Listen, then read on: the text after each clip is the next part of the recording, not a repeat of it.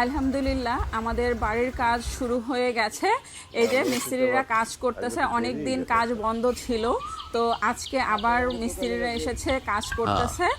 আর এখন দেখা যাচ্ছে বৃষ্টি, তো হঠাৎ করেই কখন বৃষ্টি নেমে যায় বলা যায় না। তো এই যে কাজ এখন করতেছে অলরেডি। আর দেখা যাচ্ছে আকাশে অনেক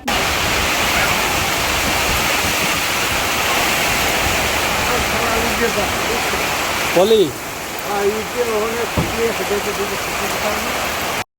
বললাম না অনেক মেঘ, কখন বৃষ্টি শুরু হয়ে যায়। তো এই যে মুষলধারে বৃষ্টি হচ্ছে, প্রচণ্ড বৃষ্টি হচ্ছে।